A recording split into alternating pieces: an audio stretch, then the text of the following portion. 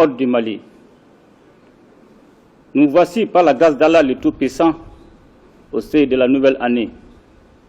Je voudrais saisir cette heureuse occasion pour vous présenter mes vœux. En ce moment précis, j'ai une pensée profonde pour tous ceux d'entre nous qui souffrent pour quelque raison que ce soit, ainsi que pour nos forces de défense et de sécurité qui, de jour comme de nuit, veillent à l'intégrité du territoire et à la tranquillité de nos populations. Mes chers compatriotes, le peuple malien aura vécu une année 2022 éprouvante, mais riche en événements d'importance majeure.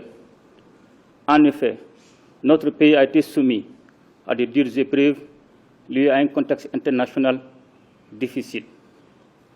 Malgré une diminution importante de la prévalence de la COVID-19, son impact sur l'économie internationale et par ricochet sur l'économie malienne se fait sentir encore. De surcroît, les sanctions illégales, illégitimes et inhumaines imposées à notre pays par l'UEMOA et la CEDEAO ont eu des effets néfastes sur la croissance économique. C'est donc le lieu pour moi, une fois de plus, de saluer la résilience du peuple malien face à l'adversité. Nous devons ceci à l'union et à la solidarité dont nous avons su faire preuve. Il nous faut donc renforcer cette union et nous engager encore plus pour notre chère patrie.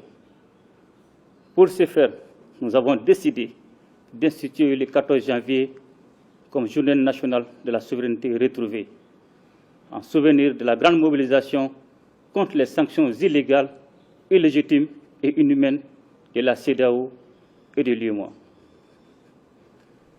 Mes chers compatriotes, l'option de la reconquête de notre souveraineté est pour nous la seule possible si nous ne voulons pas être complices de la perpétuation du système de dépendance qui hypothèque notre avenir. Aussi, avons-nous défini 3 principes qui devront désormais guider nos relations de coopération, à savoir le respect de la souveraineté du Mali, le respect des choix stratégiques et des choix de partenaires opérés par le Mali, la défense des intérêts du peuple malien dans les prises de décision. Nous ne devons point nous faire d'illusions, car la voie que nous avons choisie sera parsemée d'embûches et nous aurons à faire face à de nombreuses difficultés. Certaines d'entre elles seront réelles, car inhérentes à la complexité des questions à gérer, mais beaucoup d'autres seront l'œuvre de ceux qui ne veulent pas que nous recouvrions notre indépendance totale. J'exhorte donc chaque Malienne et chaque Malien à l'union sacrée. Mes chers compatriotes, l'année qui s'achève a été à la charnière de 2 phases importantes du processus de transition engagé dans notre pays. Comme les Maliennes et les Maliens ont pu le constater, nous avons consacré la première phase à la sécurisation de notre pays, à la lutte contre la corruption, ainsi qu'aux réformes politiques et institutionnelles. Sur le plan sécuritaire, nous avons adopté une nouvelle posture militaire et acquis des équipements qui ont renforcé l'autonomie d'action des femmes et leur capacité à se déployer sur l'ensemble des théâtres d'opération. Avec la montée en puissance de nos forces de défense et de sécurité et le lancement de nombreuses actions offensives, la paix a changé de camp.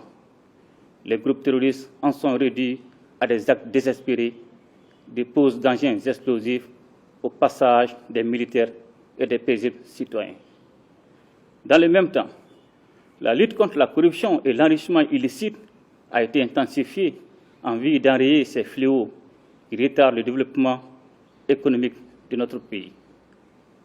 Conformément aux recommandations des Assises nationales de refondation, nous avons engagé les réformes institutionnelles destinées à créer les bases d'élections libres et transparentes, ainsi qu'à doter notre pays d'institutions démocratiques.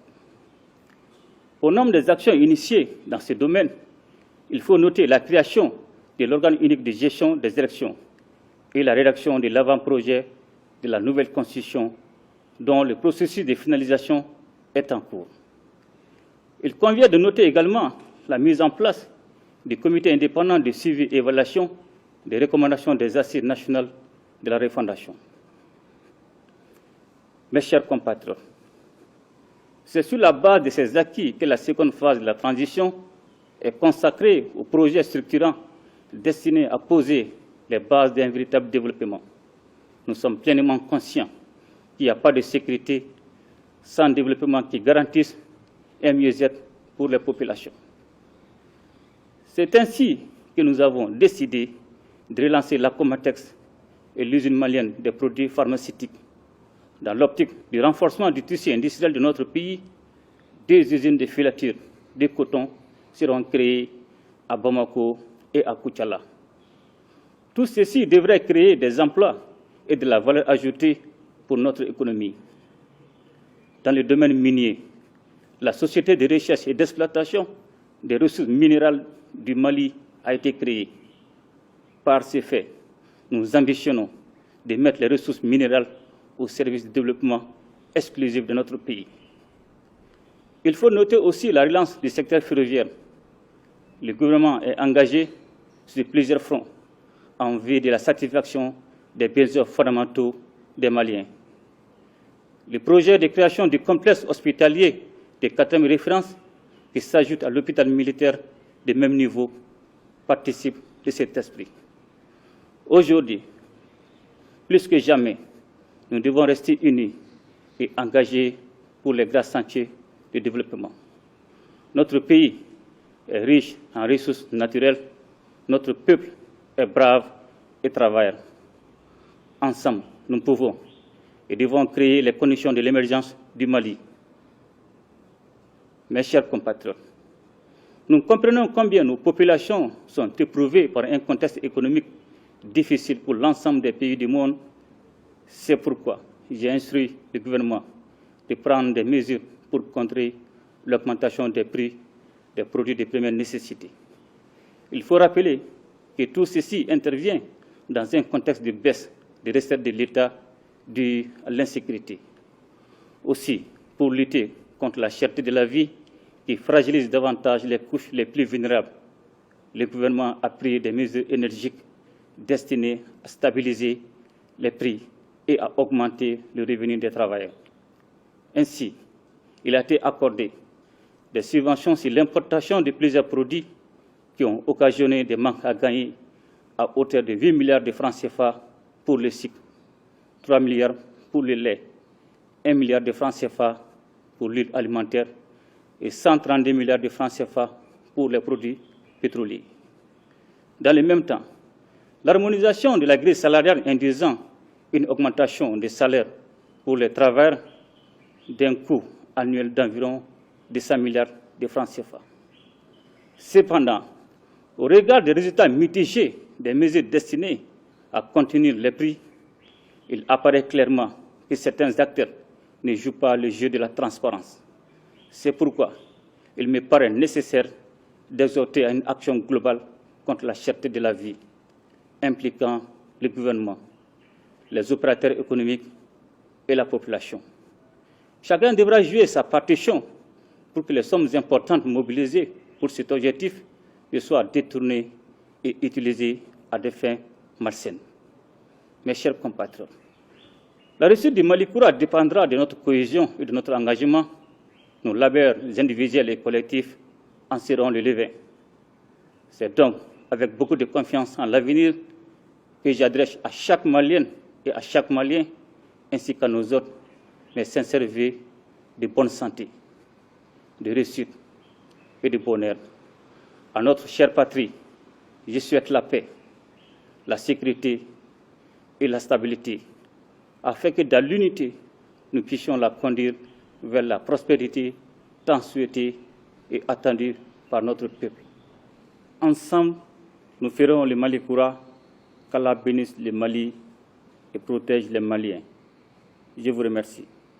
À ton appel, Mali, pour ta prospérité, fidèle à ton destin, nous serons tous unis, un peu